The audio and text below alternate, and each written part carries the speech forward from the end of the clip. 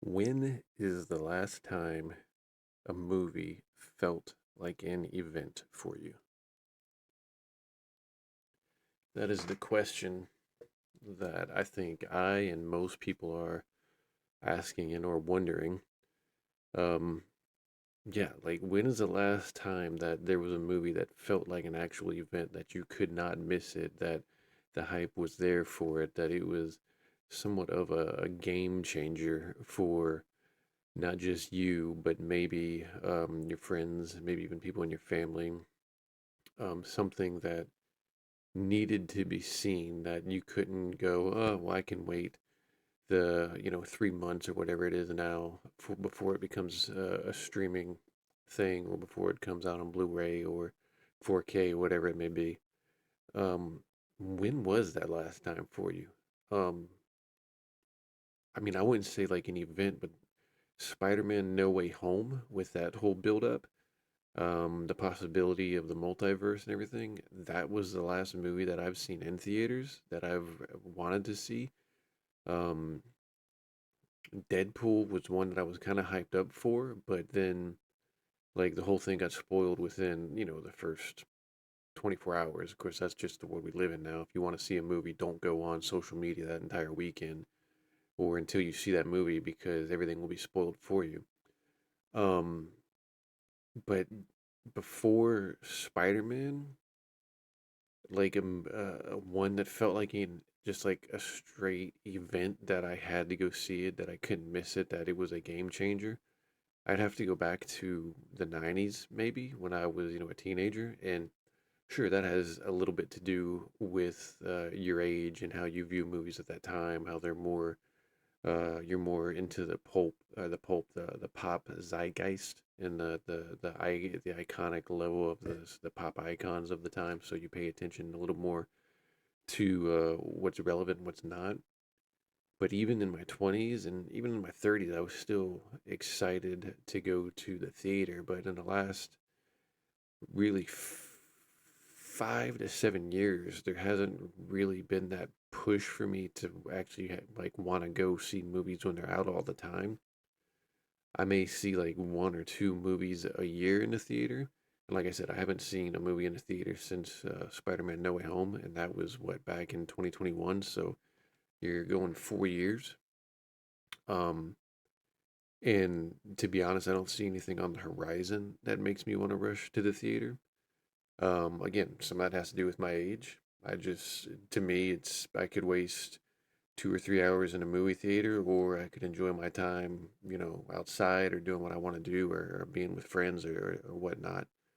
So there's a little bit of that into it. But at the same time, the younger generation, the teens and the 20s, that are the majority of the people that go to these movies and go to these events or see them as events aren't going to them. And so it makes me wonder if movies just aren't that built up event anymore that they used to be. It's remember during the 80s, late 80s and through the 90s, especially the summertime from May until mid-July, maybe end of July, that was prime event status for movies. That was prime hype for movies. That was prime build for movies.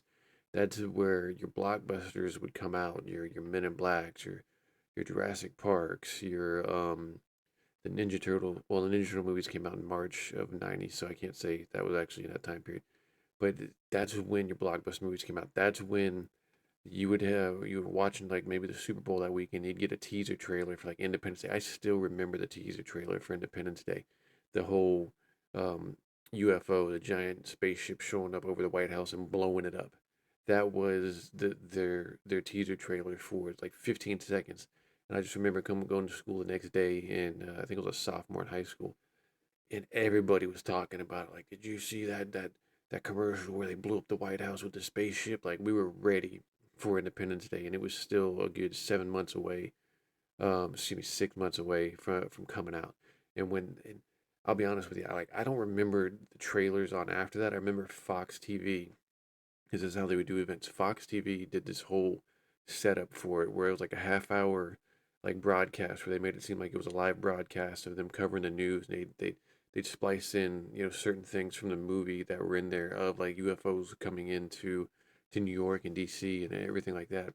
That got you even more hyped up that you had to go see that movie. Um, and it's just you don't have them anymore. I think maybe the last one that might have like event status that maybe would have been like that is Infinity War and Endgame, the Avengers movies.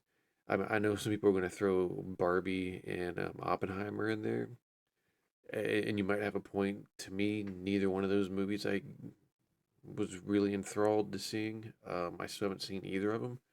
I'm sure that they're good or they're great for the people that watched it. It did not captivate or make me feel any sort of emotion to going and seeing those particular movies. But the event status of movies, and I don't know if maybe it's because they're oversold now and it's because of social media. It's because they're now everything's talked about 24/7. You now have a gazillion channels that dice up and cut down every trailer. You have people, just everybody making content, that'll sit there and complain or just get super hyped up for a particular movie. And I don't know if that's keeping people away or if it's just streaming has really killed the industry off because people can sit at home and watch it instead of spending, up to $50 going to a theater and maybe being let down by it. That probably has a little bit to do with it. I think also they're just you have movie stars, but you don't have movie stars. You don't have, or maybe you could say superstars.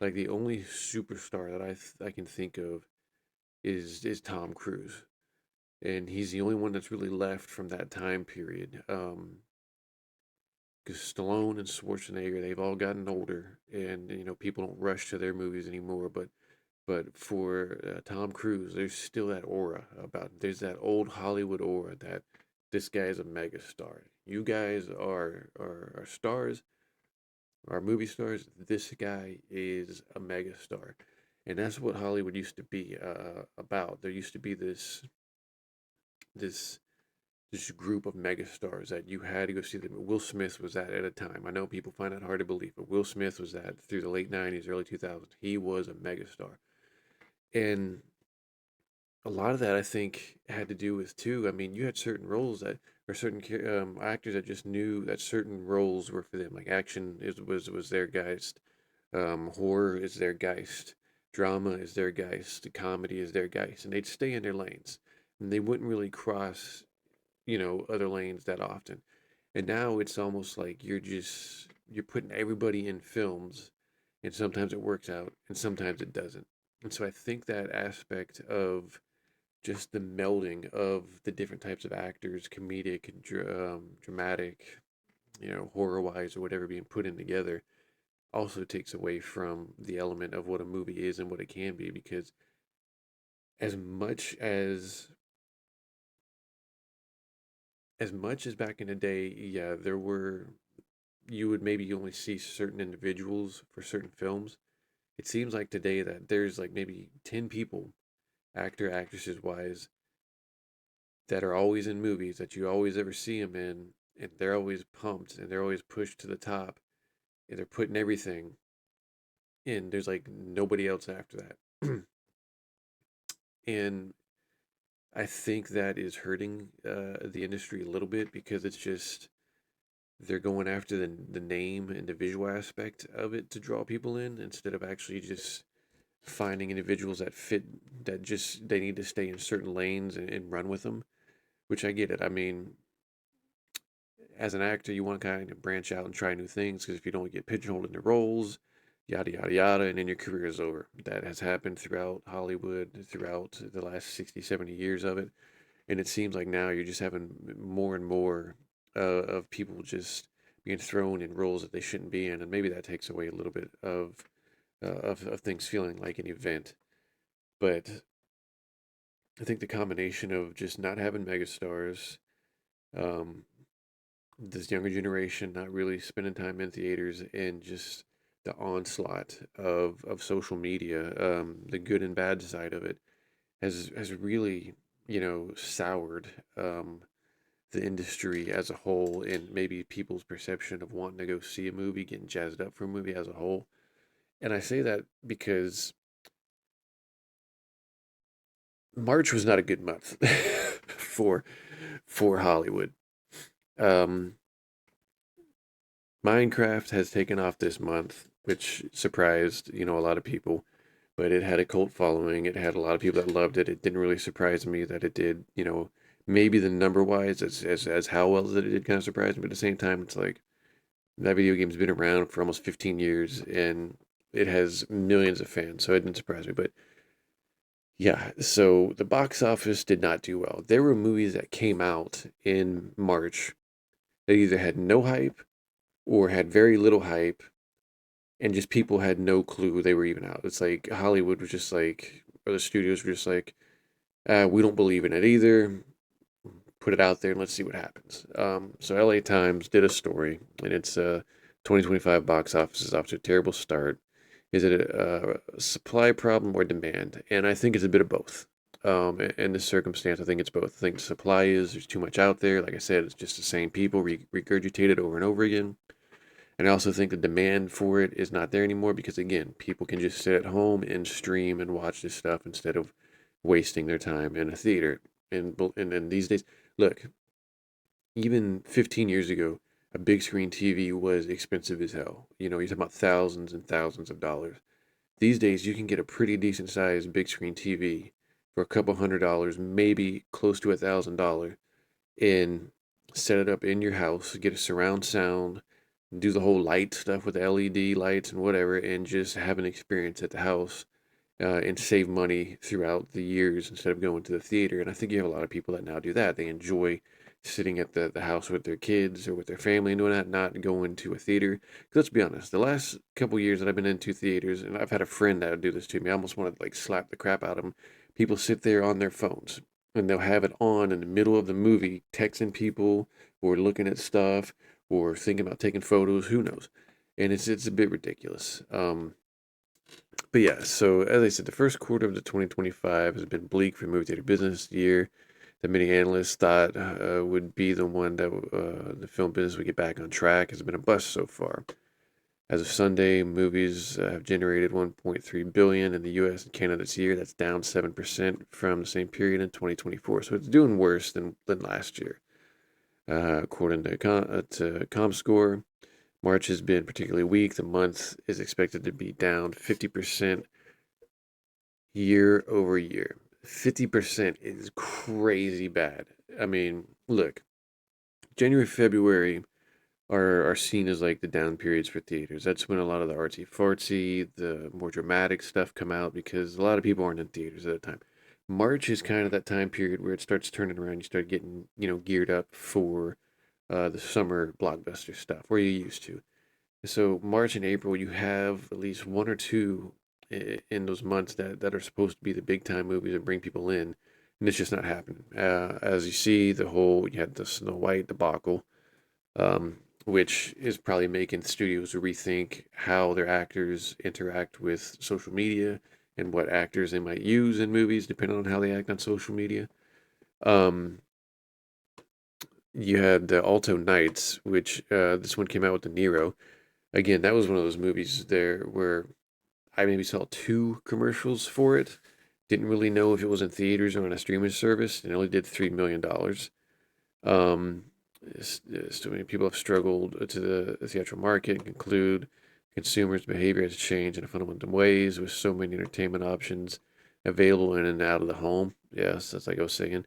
Movies and theaters have lost their cultural sway. So a lot of that has to do with the way Hollywood promotes itself, and I'm not talking about like actors as far as what they get on social media and back as far as being woke or being right, far right or whatever it is. I'm talking about as a lot of actors and a lot of studios haven't really figured out how to use social media to promote. I saw a gentleman on one of these streams talking about that you have a lot of studios that still haven't figured out how to use TikTok, how to promote using TikTok, which is amazing to me. You think you would have been as a studio, you would have found a 20 something or a 30 something that is pretty efficient in social media ways, and hired them for I don't know, 80,000, 90,000, whatever it is, to get them in there to promote your movies, to find ways to do it, and not in a cheesy way. Like, don't find somebody that, oh, I'm here, doing the selfie thing on. Don't do that kind of crap. Find somebody that knows how to edit and cut up stuff for a TikTok or for an Instagram, and I can put it on a reel or whatever to have it to where it gets shared and promoted out there. None of that cringe weird stuff where they're like running into celebrities promoting stuff or they're on the red carpet or none of that crap. Just like breaking down a trailer or promoting it in some way that it can pop on social media. The fact that the studios have not figured that out is amazing to me. Um, yeah, they talk about Barbenheimer from last year, Wicked, which I didn't see, but seemed to have done very well at that time. But yeah, I mean, Mickey 17, I think it's the movie that came out, that one where it's like the guy dies and keeps coming back to life, and you find out he's a clone or whatever. There was a lot of hype in that movie, and it bombed. And I think it was because people just did not know what the hell that movie was. I think it was marketed completely wrong. So people would just like, I don't know, man. I'm not gonna waste my money, and I have no clue what the hell's going on. But I mean, there was a movie that came out with, and here they go talking about how COVID, affected and how it hasn't really rebounded from COVID. Which, I mean, that's true. There is a little bit of that. There's been a decline in 40% supply between 2004 and 2019. That's $1 billion annually in lost revenues in the U.S. alone in that category. That means almost 10% was lost just in the mid-budget category. In fact, the only genre that was increasing in supply and total gross is horror. So there's the thing. Like, okay, so Hollywood is like a wave. Certain movies will have their time period, and then they just tire out with the population, and it goes down, and then it comes back up. It's like in waves. It's like, through the 80s, horror movies were a big thing, and then through the late 80s, early 90s, they disappeared. And then in the late 90s, horror movies came back. In early 2000s, they came back, and then they kind of died down again. Horror is the easiest one because it's cheap. It's very, very cheap.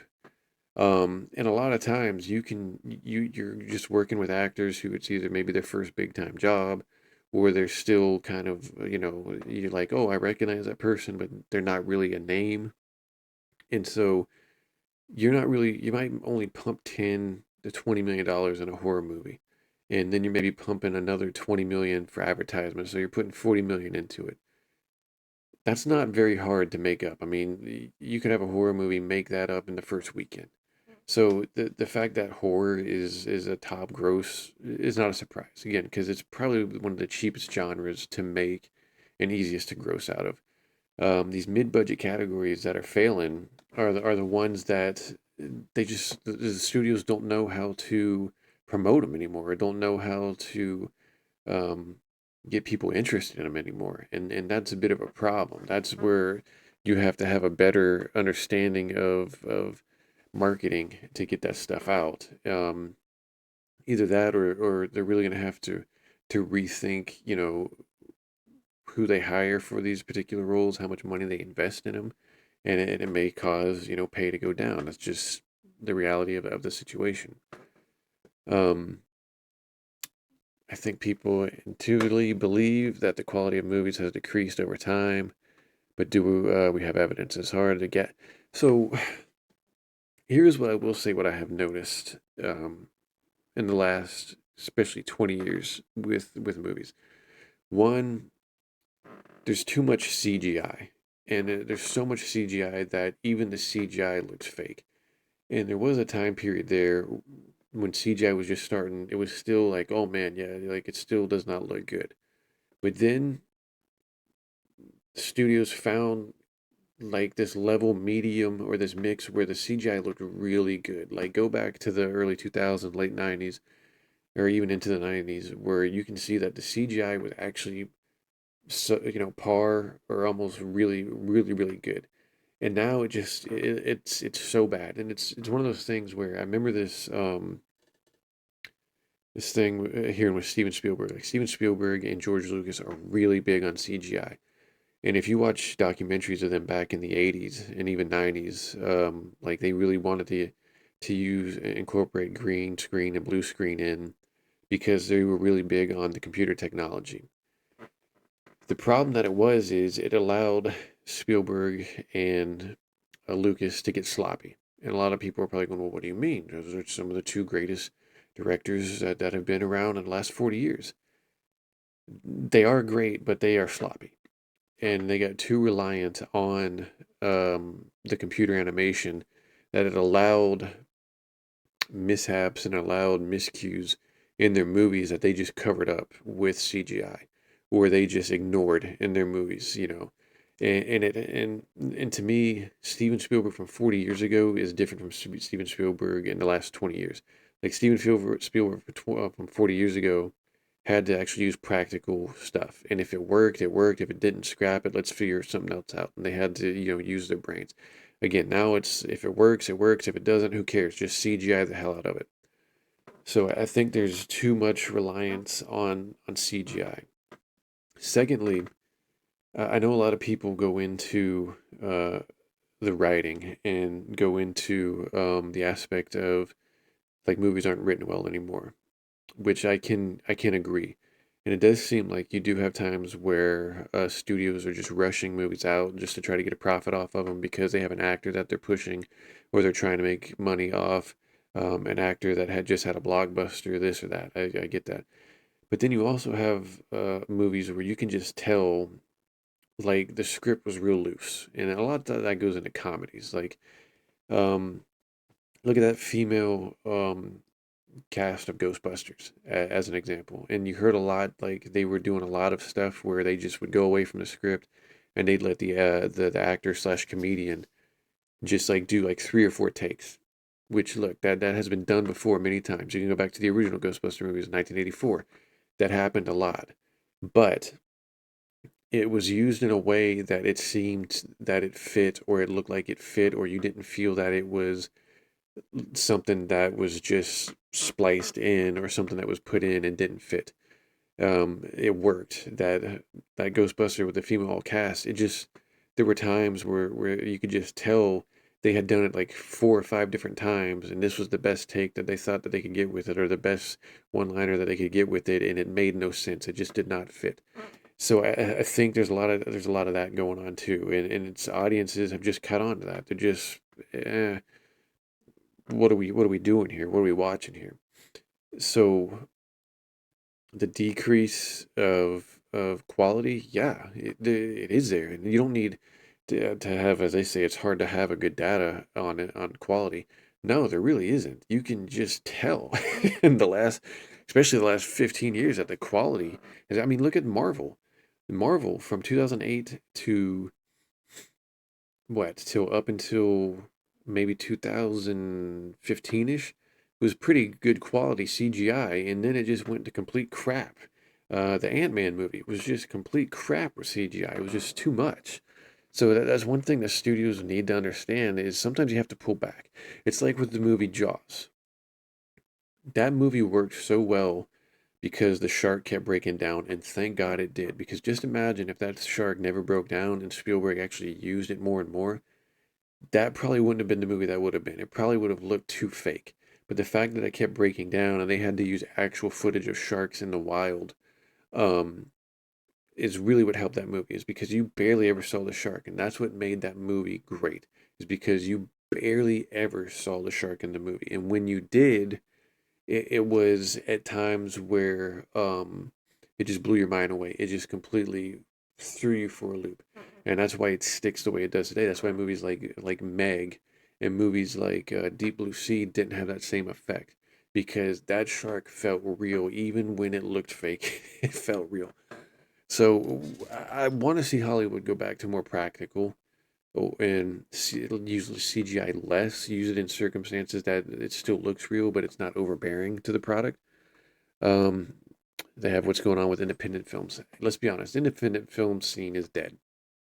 It's been dead for probably the last 10 years, and there might be some arguments for it, but it's been dead. You'll have the only real independent movies that you have come out now are horror movies. Or are those just straight horror movies again because they are cheap and easy to make? Um, will you have one that just comes out of nowhere from time to time and does very well? Yeah. But it's not like what it was throughout the 80s, especially throughout the 90s, where let me put it to you, the younger people this way. You had independent theaters in the 90s, and you're saying, well, what the hell is that, Sharples? That was a theater that did nothing but show independent movies. There was a market so, sorry, blowing a little gnat away. There was a market so big for independent movies at that time that they had their own theaters for low budget independent films, and they wouldn't show any big time films in there unless it was a theater that needed to make money. Then they might put it in for a weekend, but it was just straight independent movies. If you wanted to see an independent film, you wouldn't see it in a big time theater. You would go into an independent theater. We had one here in Tallahassee, down the road from here. And I remember going there and seeing the Virgin Suicides in 2000, I think, in that theater. And you don't have those anymore. The independent scene is dead. It's dead. Now, having said that, it's been replaced with streaming because you now have opportunities for directors and actors to kind of do stuff on streaming services to get a start. That's where your independent films have now gone. Has gone to streaming services. Um, of course, they talk about A24 and Neon are good examples. And again, it's because they're newer theater or newer studios, and they're going with what they can make money off. So they're putting money in, or they're putting money into quality. They're not getting too outrageous or too over the top with things. They keep focus on what that they're good at or what they can do right now, and that's what they're going at. In the next 20 years, we'll see where they are because this is how studios always start. They always start what their budget can handle. They're not going to go too crazy. They're going to keep things practical, and it's always good results. They either get bought out within the first 10 years or they start changing and then they blow up and they start getting wild with their product as well. That's just how every studio is. That's just how every studio goes. Um, who will attend work?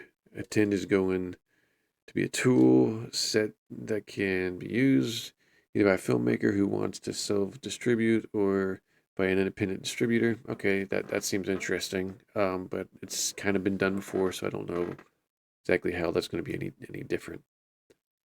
Whenever I write about movie theaters, the first comment I get is about ticket pricing, and it's too expensive for movies. Do theater owners need to experience with that? Yes, yes, and I agree.